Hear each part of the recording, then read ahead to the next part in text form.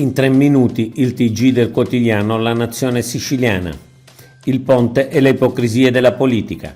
Si è aperta nel centrodestra sulla questione dei finanziamenti al ponte sullo stretto una guerra totale basata su un'incomprensione ma anche su manie di protagonismo.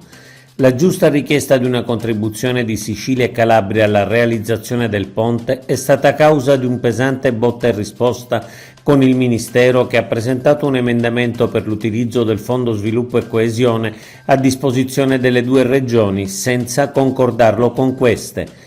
La Regione ha usato un tono troppo alto, ma la strumentalizzazione politica che sul ponte, opera necessaria, è stata fatta in questi mesi dal ministro Salvini e dalla Lega è francamente insopportabile.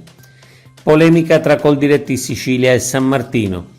Coldiretti entra in pesante polemica con l'assessore all'agricoltura Luca San Martino, polemica certo non immotivata, dall'alluvione alla siccità, dalle speculazioni alla perdita di interi raccolti, dall'immobilismo burocratico all'impossibilità di irrigare. Il bilancio dell'agricoltura in Sicilia è nettamente sfavorevole e intanto si continua a promettere aiuti che spesso vengono solo sbandierati, afferma in una nota Coldiretti Sicilia.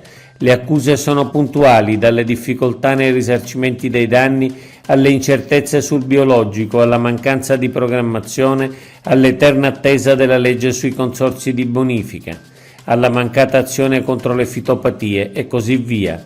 Un elenco chiaro e una critica netta che non può che essere considerata come il fallimento dell'attuale assessore. Critica alla quale San Martino risponde di non avere la bacchetta magica, forse era meglio se restava in silenzio. Bollo auto Sicilia, in arrivo nuovi sconti. La finanziaria introduce uno sconto del 10% sul bollo auto per gli automobilisti siciliani in regola, a cui si somma un ulteriore sconto del 10% per i contribuenti che sceglieranno la domiciliazione bancaria della tassa. Prorogato poi lo stracciabollo, ossia la possibilità di pagare senza sanzioni e interessi i bolli dal 2016 al 2022. La misura ha consentito nel 2023 il recupero di oltre 400 milioni di tasse automobilistiche arretrate. Diminuzione degli infortuni sul lavoro in Sicilia.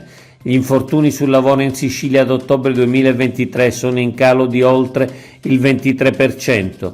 Rispetto allo stesso periodo dell'anno scorso scendono da circa 28.300 a 21.700, con una riduzione maggiore di quella nazionale che è di circa il 18%. Aree depositi radioattivi. Il Ministero dell'Ambiente ha reso pubblica la mappa delle aree idonee per il deposito nazionale delle scorie nucleari. Sono 6 le regioni interessate: Basilicata, Puglia, Lazio, Piemonte, Sardegna e Sicilia, con 51 siti, dei quali soltanto 2 in Sicilia, Trapani e Segesta Calatafimi, ed ovviamente nel trapanese è già esplosa la contestazione.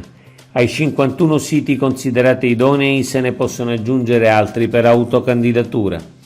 Il presidente Schifani invita a vaccinarsi contro il Covid. Vaccinarsi per prevenire complicazioni e mantenere nel tempo un adeguato livello di risposta immunitaria.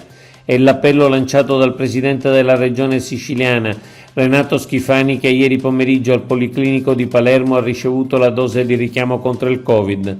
La regione siciliana, evidenzia il presidente, ha messo a disposizione già da tempo i vaccini per combattere le nuove varianti del Covid. Raccomando in particolare agli anziani, alle persone fragili e a chi è affetto da altre patologie di tornare a vaccinarsi per tutelare se stessi e gli altri.